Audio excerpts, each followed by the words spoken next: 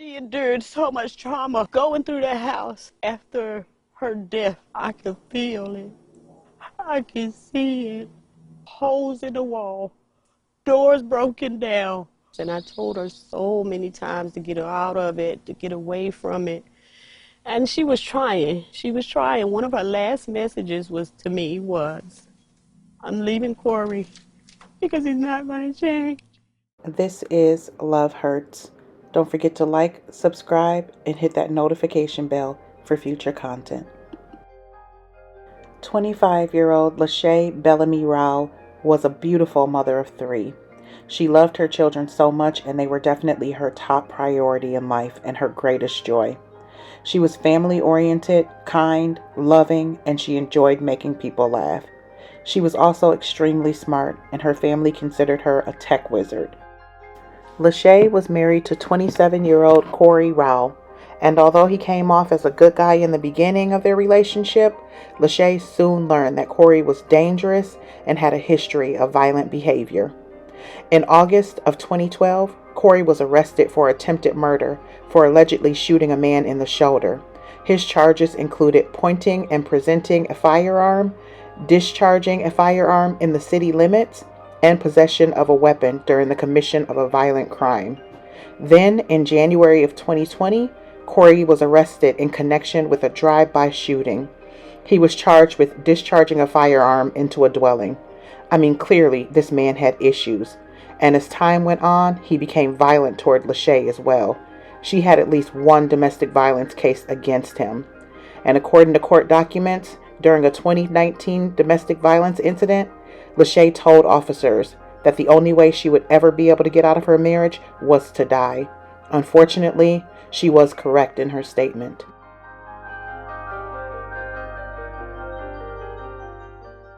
On May 13th of 2021, police were called to investigate the death of a young woman. That woman was later identified as 25-year-old Lasha Bellamy-Rowell, and her husband, Corey Rowell, was charged with murder on June 18th of 2021.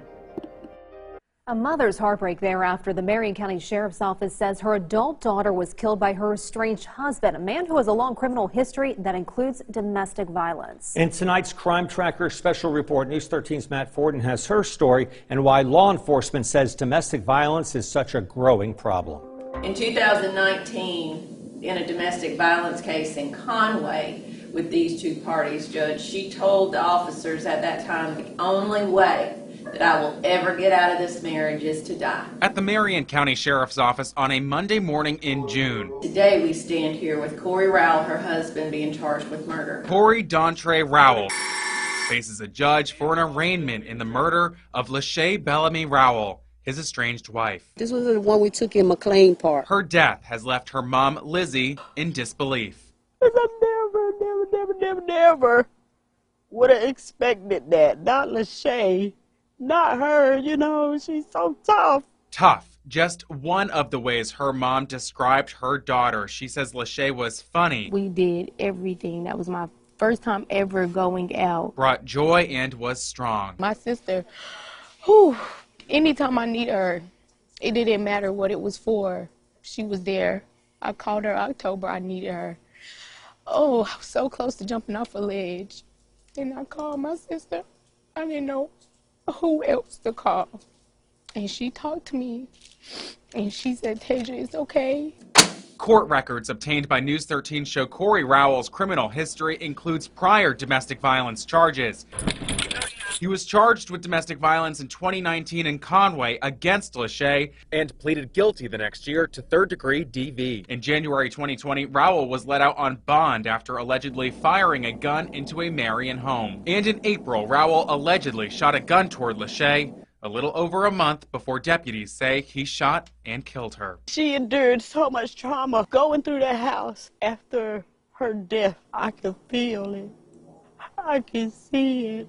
Holes in the wall, doors broken down. And I told her so many times to get her out of it, to get away from it. And she was trying. She was trying. One of her last messages to me was, I'm leaving Corey because he's not going to change. But I got to figure out how to get out. Getting out is something Conway's Police Chief Dale Long says is easier said than done. It is very difficult for the person who is now this victim to be able to escape from outside of that control, because it is someone who has, managed everything. In 2019, South Carolina ranked 6th worst in the country for rates of women murdered by men. The state's domestic violence homicide rate 1.5 times the national average. Just amazing and surprising how he got away all of that time with other criminal domestic violence cases. My mind can't be calm until we find out truly what really happened to Lasha. Matt Fortin, News 13. That was our sister. That was her daughter. That was a mother. That was a friend. Lasha Bellamy was that and so much more before deputies say she was killed in May. For her little sister, Antasia Richardson, she was the first and last person she spoke with every day. It's really a day-by-day process, like literally different. Some days, like her immediate family will have great days, but other family members are not having such a great day. Now, Richardson is using her voice to find justice for Lasha and help victims of domestic violence. When I heard that Corey was granted bond, it was honestly like getting the news that my sister was taken away from me all over again.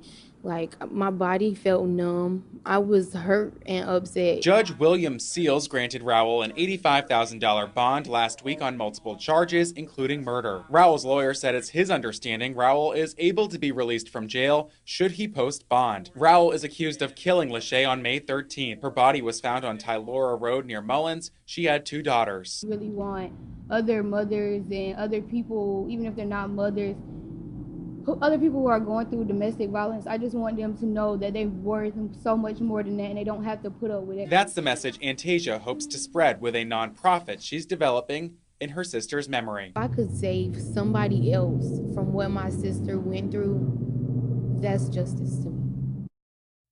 This case is still ongoing, and there's so much more information that we don't know. But what we do know is that South Carolina needs to do better.